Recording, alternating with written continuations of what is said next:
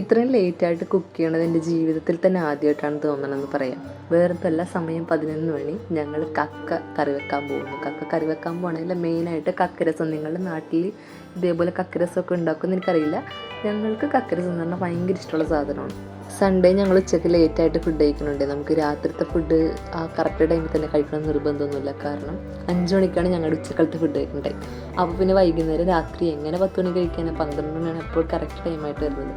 അപ്പോൾ കുറച്ച് ലേറ്റായിട്ട് ചെയ്യാൻ വേണ്ടിയിട്ട് ഞങ്ങൾ അടപ്പത്തിട്ടാണ് കുക്ക് ചെയ്തെടുക്കുന്നത്. അപ്പോൾ കുറച്ച് വെള്ളം വെച്ചിട്ട് എന്തോരം കക്കയാണോ വേണ്ടത് അത്രയും കക്ക ഒരു കലത്തിലേക്ക് വെച്ചിട്ട് നമുക്കതൊന്ന് വേവിച്ചെടുക്കണം.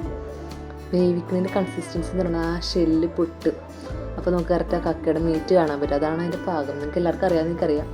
ഞാൻ ചുമ്മാ പറഞ്ഞതേ ഉള്ളൂ. അപ്പോൾ നമ്മുടെ കക്ക ഒരു സൈഡിലേക്ക് വേകുന്ന സമയത്ത് നമുക്ക് രസം ഉണ്ടാക്കാനുള്ള വെളുത്തുള്ളി, ഇഞ്ചി, ചെറിയ ഉള്ളി ഇതൊക്കെ ഒന്ന് നന്നാക്കി എടുക്കാം. ഇതേപോലെ അടപ്പിലേക്കിട്ട് ശരിയാക്കാൻ ഇഷ്ടമുള്ളവർ മാത്രം ഇങ്ങനെ ചെയ്താൽ മതി കേട്ടോ. അല്ലാത്തവർ ഗ്യാസിലേക്കിട്ട് പെട്ടെന്ന് കഴിഞ്ഞോളൂ. ഇതിപ്പോൾ കുറച്ച് താമസിച്ച്, കാരണം വിറക് അന്വേഷിച്ച് അടക്കില്ല, അങ്ങനത്തെ കുറച്ച് പരിപാടിയൊക്കെ ഇരുന്ന്. അങ്ങനെ നമ്മുടെ ഒരു 10-15 മിനിറ്റ് ശേഷം കക്ക ഇവിടെ നല്ലപോലെ തിളച്ച് വന്നിട്ടുണ്ട്. ഇത് നമ്മുടെ കക്കരസത്തിന് വേണ്ടിയിട്ടുള്ള മെയിൻ സാധനമാണ് ഈ വെള്ളം. ആ വെള്ളം നമുക്കൊന്ന് വേറൊരു പാത്രത്തിലേക്ക് മാറ്റി വെക്കാം. ഇനി ഫ്ലേവറിനായിട്ട് കുറച്ച് കുരുമുളക്, കാരണം ഇതിൽ കൂടുതൽ ഹൈലൈറ്റ് ചെയ്ത് നിൽക്കേണ്ടത് കുരുമുളകിൻ്റെയൊക്കെ ആ ഒരു എരിവാണ്. പിന്നെ നമുക്ക് ഇഞ്ചി, വെളുത്തുള്ളി ഇതൊക്കെ ഒന്ന് ചതച്ചെടുക്കാം. പിന്നെ 2-3 ചെറിയ ഉള്ളി, കൂടുതലാവേണ്ട, ജസ്റ്റ് ഒരു മൊരിഞ്ഞിടാൻ വേണ്ടിയിട്ടുള്ള രീതിക്ക് 2-3 ചെറിയ ഉള്ളി ഇതൊക്കെ ഒന്ന് ചതച്ചെടുക്കാം. പിന്നെ കുറച്ച് കറിവേപ്പില. ഇനി പ്രത്യേകിച്ച് പരിപാടിയൊന്നുമില്ല. ചട്ടി വെക്കുക, കടുക് പൊട്ടിക്കുക, ഇതിലേക്ക് നമ്മൾ നേരത്തെ ചതച്ച് വെച്ചിട്ടുള്ള സാധനങ്ങളൊക്കെ ഇട്ട് നല്ലപോലെ മുരിച്ചെടുക്കുക. പിന്നെ ഇഷ്ടമുള്ള പൊടികളിടുക. മെയിൻ വേണ്ടത് മഞ്ഞൾപ്പൊടി, മുളക് പൊടിയൊക്കെയാണ്. പിന്നെ കുരുമുളക് പൊടി കുറച്ച് കൂടുതലിടുക, കാരണം നമുക്ക് ആ അതിൻ്റെ ഒരു എരിവാണ് കുറച്ചും കൂടി നല്ലത് മുളക് പൊടിയിലും. മുളക് പൊടി നമ്മൾ ഉപയോഗിക്കുന്നത് ജസ്റ്റ് കളർ കിട്ടാൻ വേണ്ടിയിട്ട് മാത്രമേ ഉള്ളൂ.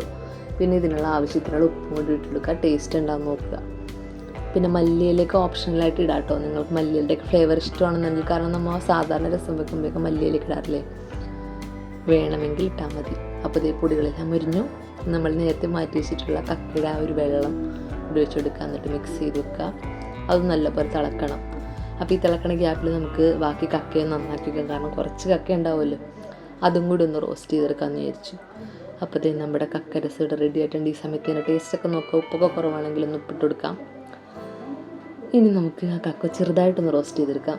കടുക് പൊട്ടിക്കുക, സവാള അങ്ങനെ ഇല്ല, പിന്നെ നന്നാക്കി വെച്ചിട്ടുള്ള ആ കക്കയും ഇട്ടിട്ട് നല്ലപോലെ മിക്സ് ചെയ്യുക. പിന്നെ മഞ്ഞൾപ്പൊടി, മുളക് പൊടി, മസാലയോ എന്താണോ നിങ്ങൾക്ക് ഇടാൻ ഇഷ്ടം അതൊക്കെ ഇട്ടിട്ട് ഒന്ന് റെഡിയാക്കി. അപ്പോൾ നമ്മുടെ ഇന്നത്തെ കറി ഇവിടെ റെഡി ആയിട്ടുണ്ട്. അങ്ങനെ നമുക്ക് കക്കരസവും കക്ക റോസ്റ്റൊക്കെ കൂട്ടി നമുക്കൊരു പിടി പിടിക്കാം. അപ്പോൾ നമ്മുടെ ഇന്നത്തെ കക്കരസത്തെ വീഡിയോത്തിലുള്ള കൈസ് ഇഷ്ടപ്പെട്ടത് നിങ്ങൾ ലൈക്ക് ചെയ്യണം. അപ്പോൾ അടുത്ത വീട്ടിൽ കാണുന്നതായിരിക്കും. ടാറ്റാ. എല്ലാവരും ഒന്ന് ട്രൈ ചെയ്ത് നോക്കണം കേട്ടോ.